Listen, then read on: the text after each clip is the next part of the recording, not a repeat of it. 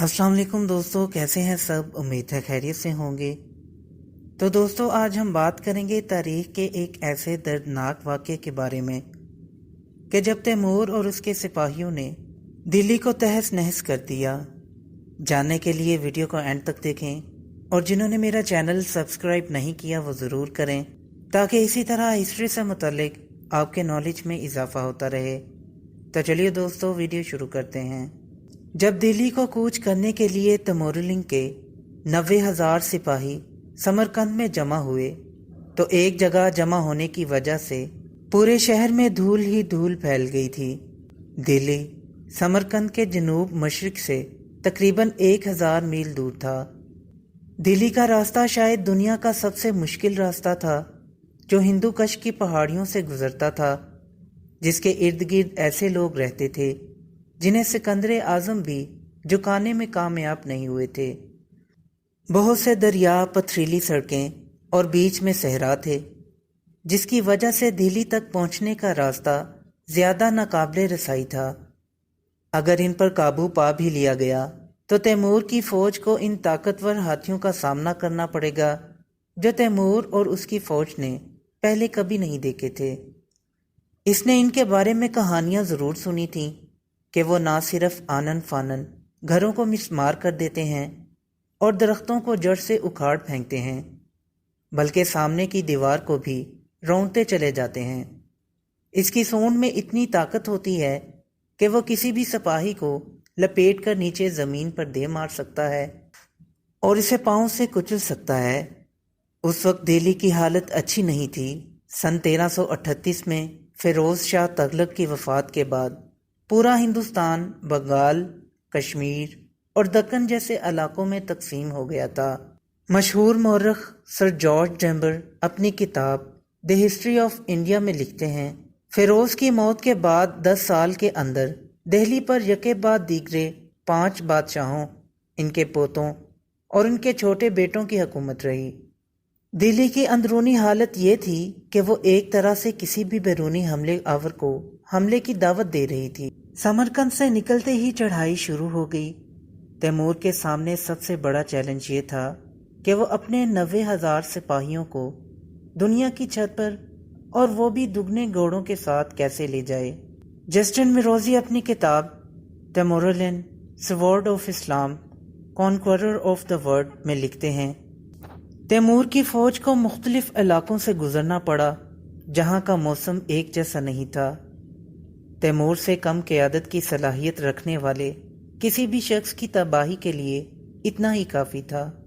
समरकंद और दिल्ली के दरमियान बर्फ़ से ढकी चट्टानों, झुलसते सहराओं और बंजर ज़मीनों का एक वसी इलाका था, जहाँ सिपाहियों के खाने के लिए एक दाना भी नहीं उगाया जा सकता था।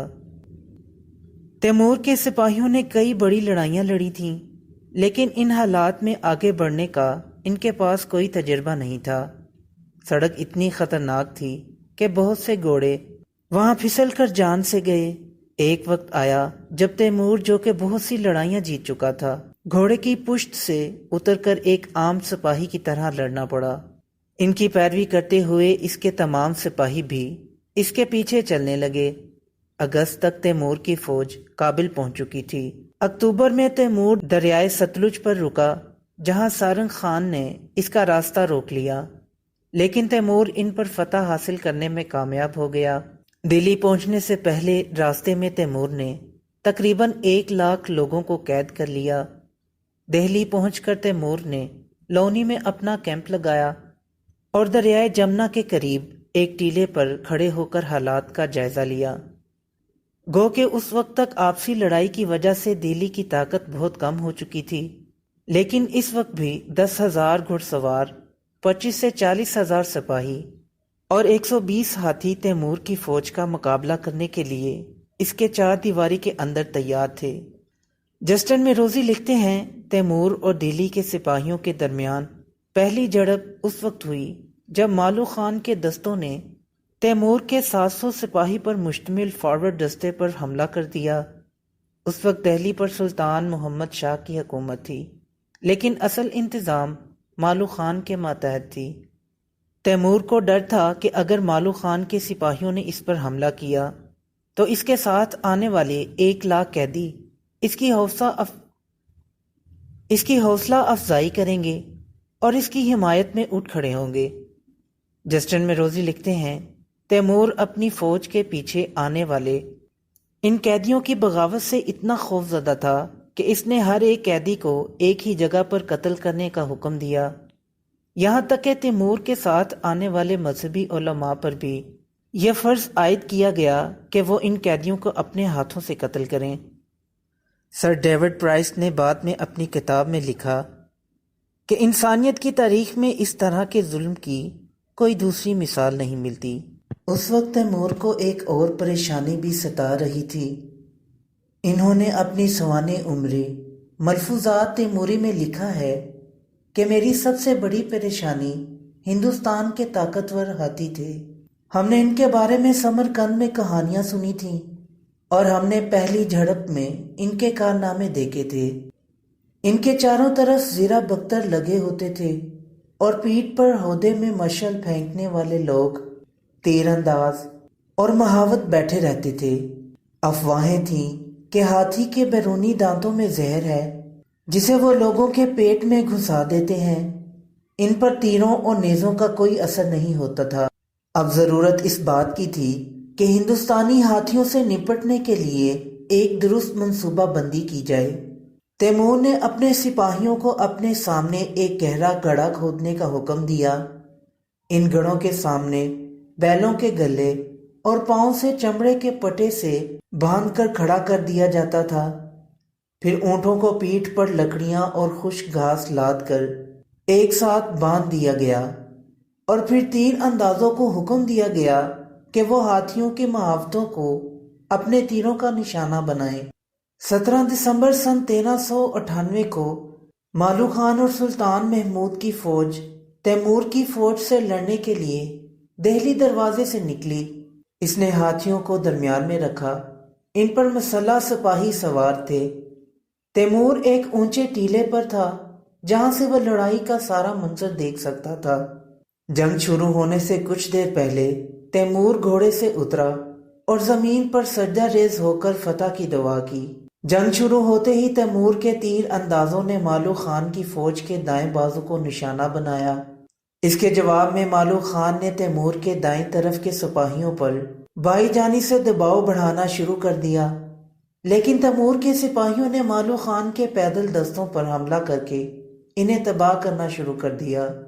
پھر تیمور نے دیکھا کہ ایک علاقے میں ہاتھیوں کی وجہ سے ان کے سپاہیوں میں ہلچل مچی ہوئی ہے۔ اس کے لیے اس نے پہلے سے منصوبہ بندی کر رکھی تھی، اب اسے عملی جامہ پہنانے کا وقت تھا۔ اس نے اپنے سپاہیوں سے کہا کہ وہ اونٹوں کی پیٹھ پر خشک گھاس اور لکڑیاں لے جائیں۔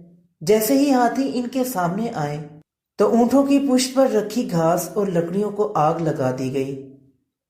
جسٹن میروزی لکھتے ہیں، اچانک اونٹ ہاتھیوں کے سامنے آ گئے جن کی پشت پر آگ جل رہی تھی۔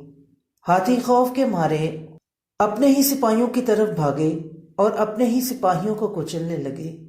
نتیجہ یہ ہوا کہ مالو خان کے سپاہی مارے گئے، درمیان میں افراتفری مچ گئی۔ دائیں طرف سے تیمور کے سپہ سالار پیر محمد نے ان کا پیچھا کیا اور دہلی کی دیواروں کو کھدیڑ کر ہی دم لیا۔ اسی دوران تیمور کے 15 سالہ پوتے خلیل نے سپاہیوں کے ساتھ ایک ہاتھی پکڑا اور اپنے دادا کے سامنے کھڑا کر دیا۔ اسی وقت تیمور خود لڑائی میں کود پڑا۔ جنگ کی قیادت کرا خان کو دے دی۔ تیمور نے اپنی سوانح عمری میں لکھا، میں نے ایک ہاتھ میں تلوار اور دوسرے میں کلہاڑی پکڑی ہوئی تھی۔ میں بائیں اور دائیں ہاتھ میں تلوار اور کلہاڑی چلاتا ہوا چل رہا تھا۔ میں نے 2 بار ہاتھیوں کی سونڈ کاٹ لی۔ جس کی سونڈ کاٹی وہ اپنی طرف جھک گیا اور اس کے ہودے پر بیٹھے سپاہی گر گئے۔ اسی دوران شہر سے بڑی بڑی مونچھوں والے ہندو سپاہی ہمارا راستہ روکنے کی کوشش کرنے کے لیے نکلے۔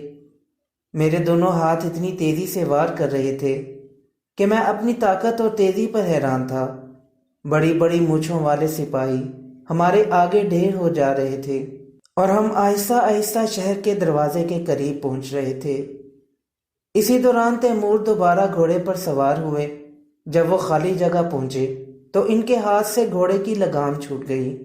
تیمور نے اپنی سوانح عمری میں لکھا ہے کہ میں نے مشعل کی روشنی میں اپنے ہاتھ کی طرف حیرت سے دیکھا تو پتہ چلا کہ یہ میرا اپنا خون تھا جو لگام کے ہاتھ پھسلنے سے نکل رہا تھا اور میرے ہی خون سے میرا ہاتھ بھیگ رہا تھا۔ میں نے اپنے آپ کو اور اپنے تمام لوگوں کی طرف دیکھا، کپڑے خون میں لت پت تھے۔ مجھے ایسا لگا جیسے مجھے خون کے تالاب سے باہر نکالا گیا ہو۔ میں نے اپنے جسم کو قریب سے دیکھا تو معلوم ہوا میری دونوں کلائیاں زخمی ہیں اور میری دونوں ٹانگوں پر 5 زخم آئے ہیں۔ لیکن تب تیمور کے سپاہی دہلی میں داخل ہو چکے تھے۔ اس کے ایک دن بعد تیمور فاتح کی طرح دہلی میں داخل ہوا۔ تیمور کا دربار اجلت میں دہلی کے دیواروں کے اندر خیمہ لگا کر بنایا گیا تھا۔ سلطان محمود کے دربار کے لوگ اور دہلی کے اشرافیہ کے لوگ اس کے سامنے سے گزرے۔ یہ اس بات کی علامت تھی کہ تیمورلنگ کا دہلی پر مکمل کنٹرول تھا۔ دہلی کے سلطان محمود اور مالو خان اپنے لوگوں کو حملہ آور کے رحم و کرم پر چھوڑ کر میدان جنگ سے بھاگ گئے تھے۔ جسٹن میروزی لکھتے ہیں ایک ایک کر کے تقریباً 100 کے قریب ہاتھی تیمور کے سامنے لائے گئے۔ انہوں نے دہلی کے نئے مالک تیمور کے سامنے گھٹنے ٹیکے اور سونڈ اٹھا کر سلام کیا۔